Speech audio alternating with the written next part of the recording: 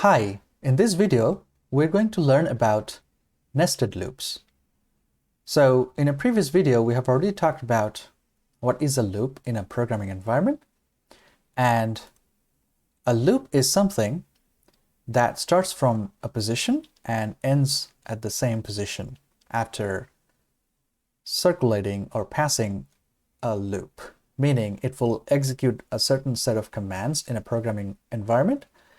And depending on how many number of times we define the loop or how many conditions that we define for the loop, it will run and run.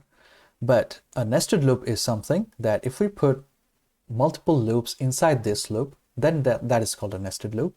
And we will see examples of nested loops at the end of the video.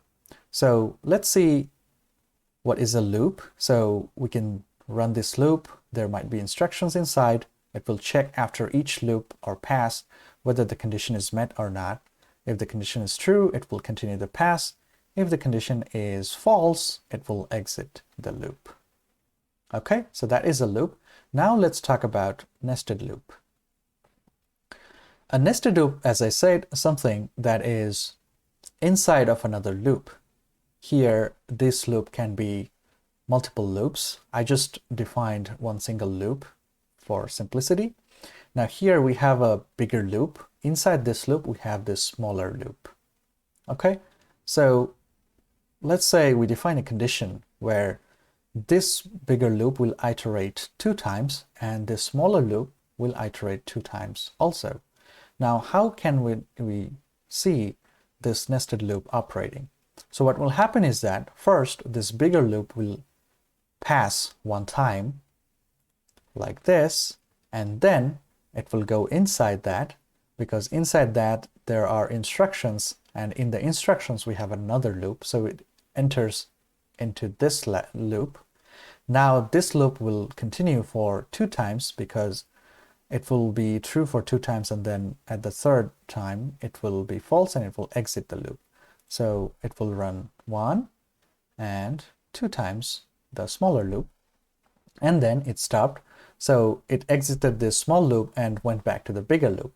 Now remember, the bigger loop had 2 conditions and we just had 1 pass. So now it will complete the 2nd pass like this, and completing the 2nd pass, it will again enter into the inside loop. Now the inside loop has 2 conditions again, so it will again complete 2 loops and get back to the bigger loop. Now the bigger loop is false right now because 2 times is finished. Now it will exit from this whole thing and the program will be complete. So that is how a nested loop is defined. So let's go to MATLAB and see a detailed example of this nested loop. So in MATLAB, we will see how to generate a matrix by using a nested loop. So I have already opened a script and saved it, and this is a comment just to see what is the code about. Now let's define the bigger loop first. Let's say for, this is the bigger loop, so I'll comment before, let's say bigger loop. So for, let's define the variable n for the bigger loop equals to, it goes from 1 to 2 because let's say it iterates 2 times. Okay, now here we have to define the smaller loop. I will put a comment smaller loop. You don't have to put the comments, it's just to understand what is the loop for. So we'll define another for loop here and define another variable, let's say m, and this will also go from 1 to 2 because we want this one to go 2 times. Okay, and then let's just put a matrix in it. So I will put the name A for the matrix. We can pick any other name.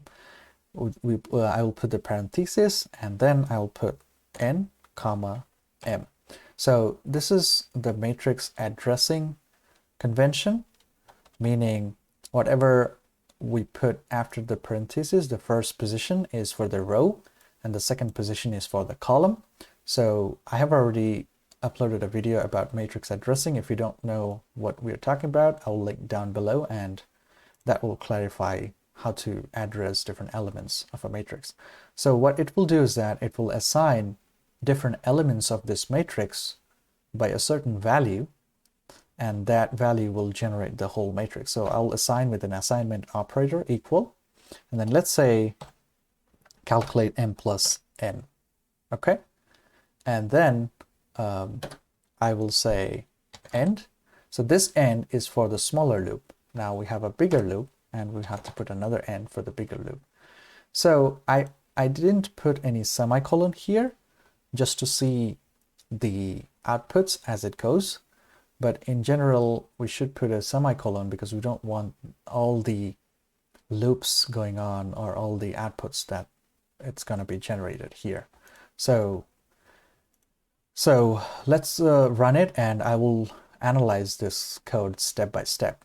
So, okay, run the loop. Okay, we have the answers. So let's see what's going on here. So first, this for loop, it enters this for loop here. This is the bigger loop, and it has the value of n as 1. Now with the n1, it enters to the smaller loop. Now the smaller loop has a value of m equals to 1 for the first pass.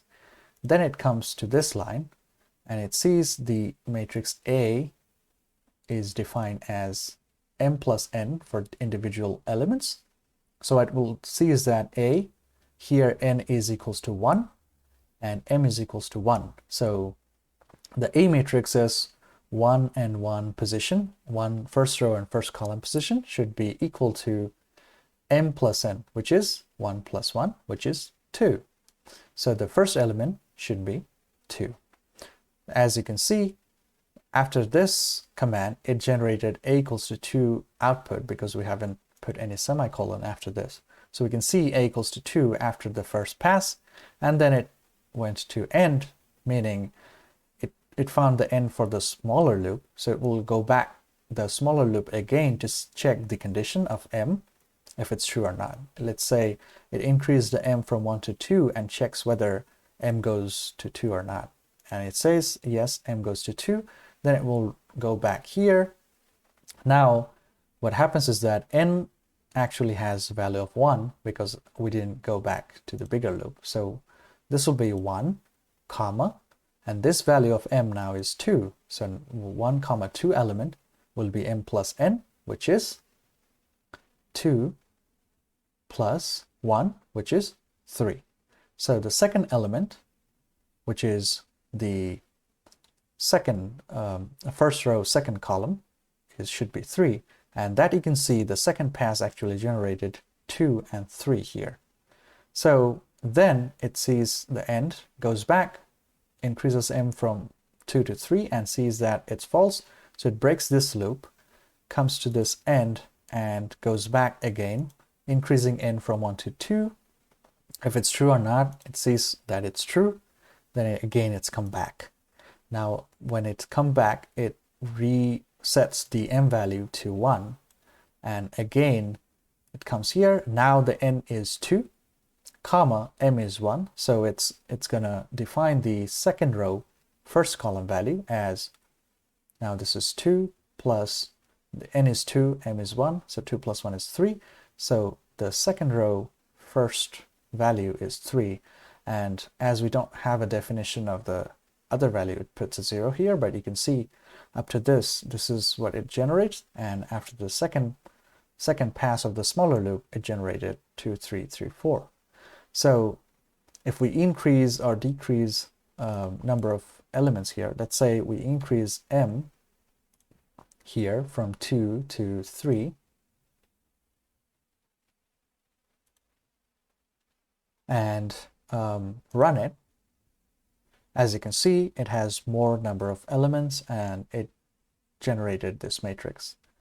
The other thing that we can do is that instead of seeing all these outputs, we can suppress this and say we want to see the matrix, so we can use the display command and run it, so the A matrix will show up here. If we want to generate this way, we can also say this is not m comma n, we can say m comma n, so it will flip the matrix and generate something like this. So we have demonstrated how to use a nested loop here, a for loop inside a for loop, and as you can see, I have already explained how these codes work and how to use these commands to generate a matrix. We can do multiple codings and commands with these nested loops. That's all for now. Thank you for watching. See you in the next one.